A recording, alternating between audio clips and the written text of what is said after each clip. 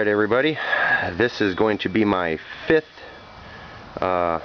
movie, I guess, the fifth video, and this is what I've gotten done so far. I've gotten the front face plate on. I'm going to be putting on, I got the top on, as you can see. The top was a chore. I got cardboard that's going to be, you know, it's just a little template of what the other piece is going to be. The swoop panel is what I call it, the part that comes down the side of the car. I got to put these little things on. These are going to go right in here. You know, they're going to be, have to muscle it in there a little bit, but you know, it's going to be that corner, the corner pieces right there. And probably put little LEDs in there or something like that. That'll be the little lights that'll come out from the thing. So far the hardest thing to do was the top, and you'll see I've got those little pieces that are hanging off, and you see the red lines that are drawn on it. That's where I'm going to be cutting that section off.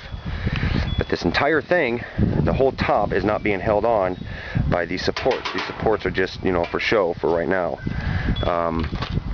It's actually, I'll show you the inside here, it's actually all braced on with nothing but standoffs. All this paneling is put on by using nothing but standoffs. Later on, once I get all the body paneling on, hopefully will be within next week, 2 weeks or so, you'll see that there's this little square areas right here, and those are areas that I've designed into this thing so that way I can put batteries in there, battery bank. You know, there'll be battery banks. There's one on this side and there's one over here, and I'll be able to put like maybe 4 to 6 batteries inside this thing that'll operate all the LEDs that I'll have on it. It'll operate the electric start. That'll be for the motor.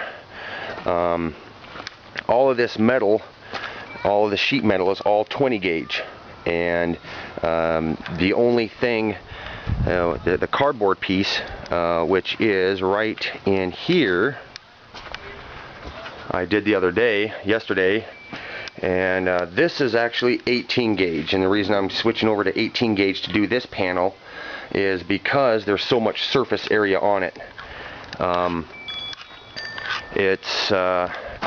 Because once I start putting the little wings on there and stuff like that, the wings are going to be mounted onto the plate, so I'm gonna have to make sure that that plate is stronger and a little bit more, it's got more girth to it, you know. Plus on top of that, there's so much surface there that if I were to build that whole piece out of 20 gauge, it would wobble too much and flex too much, and I didn't really want to do that. And I don't, most likely I'm gonna have to build a big old little frame underneath the whole thing to get it to be supported. But yeah, the whole thing is pretty much, it's all 20 gauge except for that main piece back there. I also put these little eyelashes, or the eyelets, on. You can see that on the original car.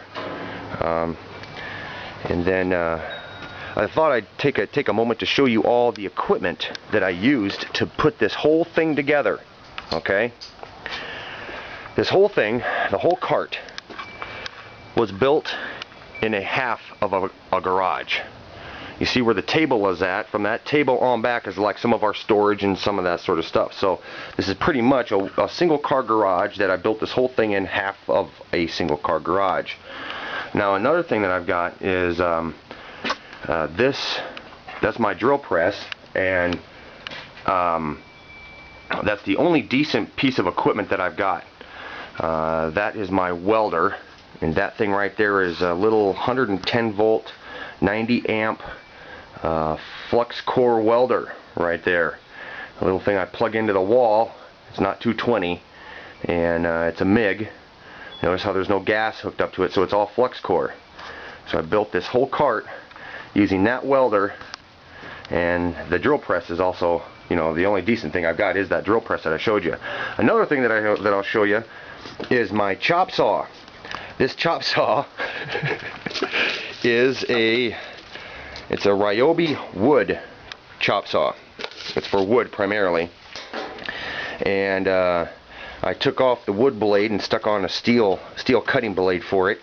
I'm really burning the hell out of this chop saw while I use it and everything, but I've had it for almost almost 2 years now, and the thing hasn't flaked out on me. The only problem that I have is that there should be a handle right here, so when I adjust the plate to cut a degree, I have to turn it and tighten it. But walking through here all the time, I end up hitting the dang thing with my hip and breaking that piece off, and end up breaking all the way down inside. Mounted up here. So now, I don't know if you guys will be able to see this or not, but I'll put the camera down. I can't lock the saw, which means the saw always moves on me. Which means that if I'm going to cut a degree, I got to put a piece of steel in there, hold it, and eyeball it with the degree that I need to cut the steel at, and hang on to this bad boy and hang on to the steel and make sure I cut that degree properly. So that's my all busted up chop saw, and that's what I use to cut all my steel for this thing, for the go-kart. And let's see. I plan on getting a rack and pinion for the steering. You know, in my other videos, you'll notice that the steering's real flaky and it moves around on me too much. Now that's my error. That's not the error that's in the plans. It's just I didn't think it was going to come out as bad if I were sloppy on doing the steering. So the schematics and the diagrams and stuff like that are gonna, you're gonna have to make sure that that stuff is done to the point to where you have virtually no play. No screw ups or anything like that. But yeah, so yeah, that's pretty much this is video number 5 here. So I'll be plugging away at this, people, and I have a schedule to have this thing done by Memorial Weekend, or at least the majority of it done. I'll have this panel on, and hopefully I'll be able to do the air intake right here, because the car has 2 air intakes on both sides, or 1 on both sides. Hopefully I'll be able to do that, but I'm not. I emailed a company to help me out convert the piece into a sheet metal part, and they haven't responded back. So, but anyways, people, there you go, and I'll keep plugging away at this, because I know a lot of people are interested in seeing this thing develop. So, all right, and if you want to look and see how I built this whole thing up from the ground up, there's a website that's called chickslovethecar.com, and you can take that video, or you can go to that website and click on, well, here, I'm going to hand the camera off to this guy here, right here, and he's going to help me out here. Okay. Yep. All right. Now, when you go to that website, it's called chickslovethecar.com. You can, when you look at the video, when the website pops up, you're going to see a little word up here on the very top of the page that says discussion. If you click on that, it'll take you to where where our forum is at, where our main forum area is at. And then you just find Batmobile build logs, and you click on that, and it'll take you right to T-Man's Tumbler go-kart. There's also a few other guys also doing the same thing. Rookie Builder, he's also in my favorites.